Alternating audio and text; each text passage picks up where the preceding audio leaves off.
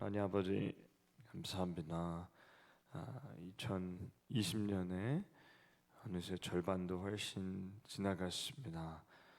코로나 때문에 많은 사람들이 고통받고 있고 정말 1,600만 명에 이르는 사람들이 고통받고 있습니다.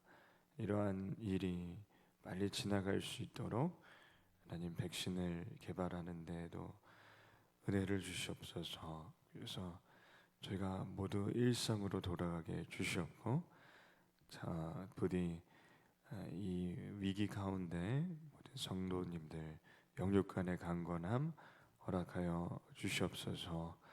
교회가 해야 할 일, 꼭 해야 하는 일을 마음껏 할 수 있게 하나님 은혜 주시옵소서. 예수님의 이름으로 기도드립니다. 아멘. 오늘 말씀은 고린도후서 5장 14절로 19절까지 말씀을 읽겠습니다. 그리스도의 사랑에 우리를 강권하시는도다.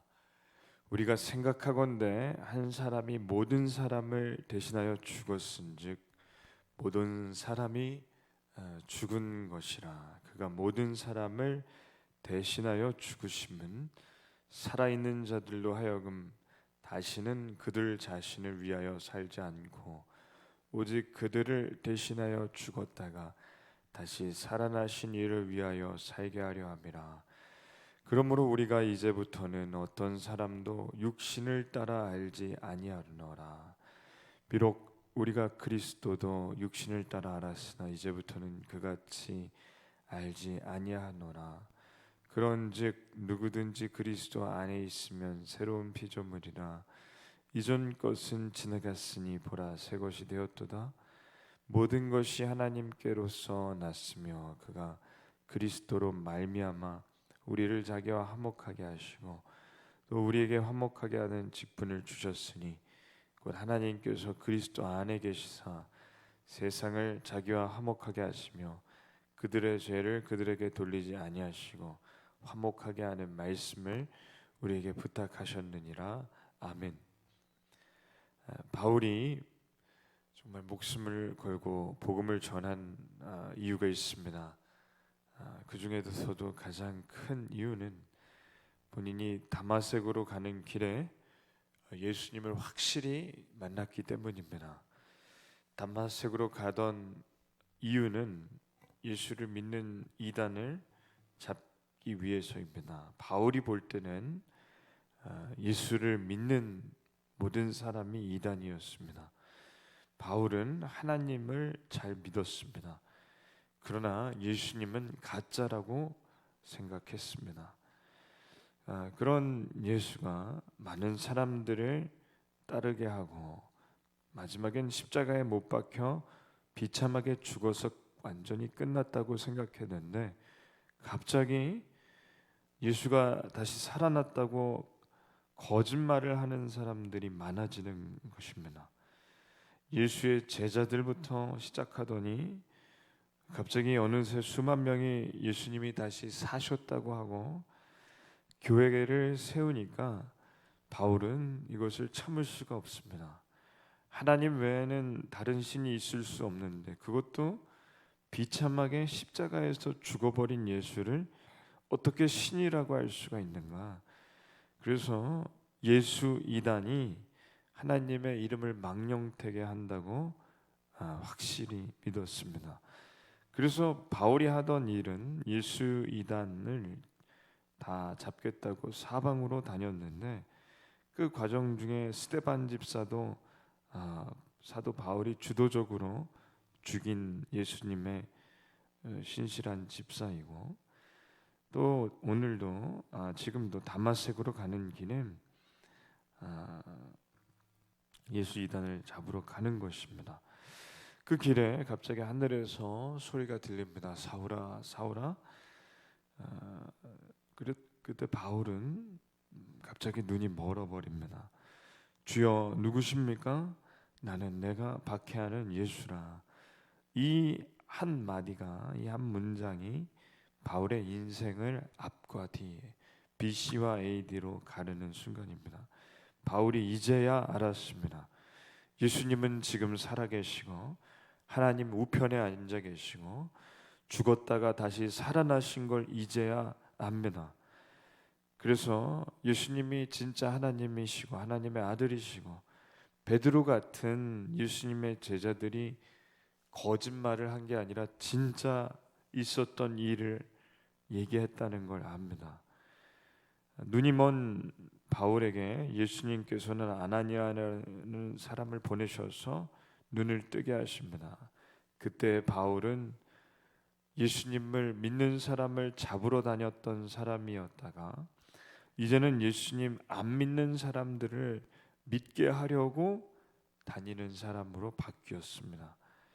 그러니 예수님이 십자가에 못 박혀 죽으신 것이 원래 모든 사람이 죽어야만 하는데 대신하여 죽으셨다는 겁니다. 오늘 말씀에. 그래서 예수님을 믿는 사람은 지금 아직은 살아있고 실제로 죽지는 않았지만 다 예수님과 함께 죽은 것이라고 합니다. 마치 세례식을 할 때 세례를 받는 사람이 물속에 들어가는 것처럼 그때 죄의 노예였던 이전 사람이 죽게 되고 예수님이 주인이 되시는 새로운 삶을 시작하게 됩니다. 물속에 들어갈 때 이전 것은 죽는 것이고 이제 새로운 사람이 된다. 죄 짓는 기계 같던 옛사람이 죽고 새 사람이 되는 것입니다. 이전에는 자신만을 위해서 살았기 때문에 하나님께서 싫어하시는 일을 본능적으로 했었지만 이제 예수님, 우리를 위해 대신에 죽으신 예수님을 믿으면 그것이 바뀐다 이것입니다. 죄의 노예에서 예수님의 종이 된다는 것이고 그렇기 때문에 죄에서 벗어나 주인을 위해 산다는 것입니다. 영원히 저주받은 인생이 이제는 다시 부활하여 영원히 살 수 있게 됐으니 다시 살게 해주신 주인이신 예수님을 위해 산다는 것입니다. 아담이 죄를 지은 이후로 에덴 동산에서 쫓겨나 하나님과는 영영 멀어진 우리의 운명이 이제는 예수님 때문에 하나님과 다시 가까워졌습니다. 그러니 저주받은 운명은 복을 받은 운명으로 바뀌게 됐습니다. 그러니 운명을 바꿔주신 주인 예수님을 위해 산다는 것입니다. 14절 15절을 제가 한번 읽겠습니다. 그리스도의 사랑이 우리를 강권하시는도다. 우리가 생각하건대 한 사람이 모든 사람을 대신하여 죽었은즉 모든 사람이 죽은 것이나 그가 모든 사람을 대신하여 죽으심은 살아있는 자들로 하여금은 다시는 그들 자신을 위하여 살지 않고 오직 그들을 대신하여 죽었다가 다시 살아나신 이를 위하여 살게 하려 함이라. 아멘. 다시 살아나신 이는 예수님이고 그분을 위하여 살게 됐다는 것입니다. 그 전에는 자신을 위하여 사는 것이었지만 이제는 자신을 위하여 살지 않고 우리를 위해 죽었다가 다시 살아나신 예수님을 위해 산다.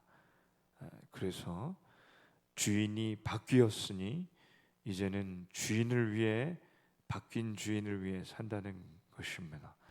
바울이야말로 그렇게 살았습니다. 2차 선교 여행을 할 때 바울은 소아시아 쪽으로 가려고 했습니다. 근데 성령님께서 강권적으로 아시아가 아닌 마게도냐 유럽으로 가라고 하셔서 마음을 고쳐먹고 갑니다. 그래서 세워진 교회들이 빌립보 교회, 데살로니가 교회, 고린도 교회 이런 교회들입니다.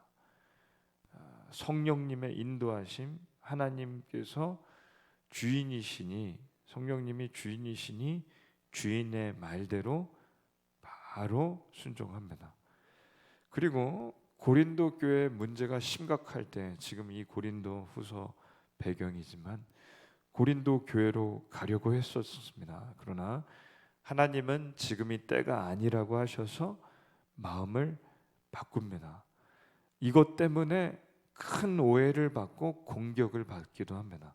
고린도 교회에 가기로 했다가 약속을 어겼기 때문에 이단 율법주의자들이 바울을 이걸 빌미 삼아서 계속 끄집어내서 공격합니다. 그럼에도 불구하고 하나님께서 지금은 때가 아니라고 하시자 디도만 보내고 본인은 가지 않습니다.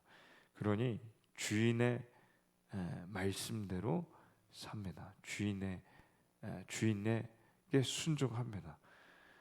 회심하기 이전에 바울이 사울이었을 때는 예수님을 이단으로, 하나님의 아들이라고 거짓말하고 속이는 사기꾼으로, 그냥 인간적으로 볼 때는 아무것도 아닌 별 볼 일 없는 몫으로만 봤습니다.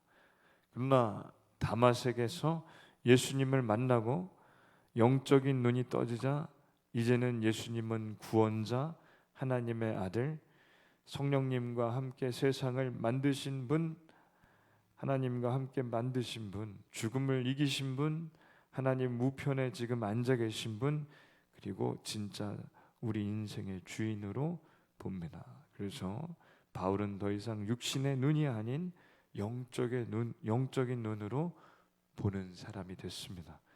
그렇기 때문에 고린도 교회 성도들도 나처럼 그렇게 하라고 하는 겁니다. 16절에 그러므로 우리가 이제부터는 어떤 사람도 육신을 따라 알지 아니하노라. 비록 우리가 그리스도도 육신을 따라 알았으나 이제부터는 그같이 알지 아니하노라. 아멘.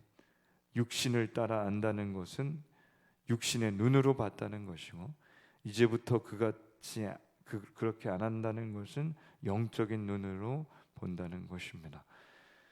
옛사람은 죽게 됐고 새 사람이 됐다는 것도 됩니다.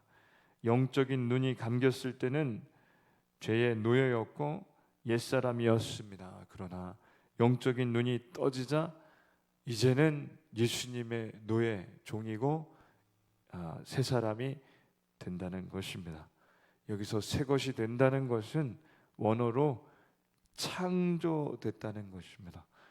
그래서 세례를 받을 때 물 안에 잠깐 들어갔다 나오는 것이지만 그 물에 들어가는 순간 옛사람은 완전히 죽는 순간입니다. 물 밖에 나오는 순간 바로 새 사람이 됩니다. 주인이 바뀌었기 때문에 그렇습니다. 그래서 죄의 노예였다가 주인이 예수님으로 바뀌는 것은, 세례는 창조의 순간입니다. 완전히 바뀌어진 새로운 피조물이 되기 때문에 바울은 창조라는 단어를 여기에 썼습니다. 그러므로 세례가 중요합니다. 그런즉 17절에 그런즉 누구든지 그리스도 안에 있으면 새로운 피조물이라 이전 것은 지나갔으니 보라 새 것이 되었도다. 아멘. 새로운 피조물이 됐으니 하나님께 도무지 가까이 갈 수 없었던 우리가 이젠 하나님과 화목하게 됐습니다. 죄짓는 죄의 노예였던 우리가 예수님을 믿는 순간부터 하나님을 기쁘시게 하려고 애쓰는 사람으로 바뀌었기 때문에 그렇습니다. 죄짓는 게 기쁨이었던 사람이 하나님 기뻐하시는 일이 기뻐지는 것이 기적이고, 그것이 주인이 바뀐 일이고, 그것이 세례의 열매입니다. 그러므로 우리가 새로운 피조물로서 이전 것은 지나가고 새 것이 되었으므로 완전히 바뀐 삶을 살기를 기도합니다. 기도하겠습니다. 하나님 아버지 감사합니다.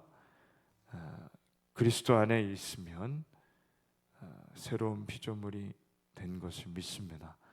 이전 것은 완전히 지나가 버렸으니 새 것이 되게 창조해 주셨음을 감사드립니다.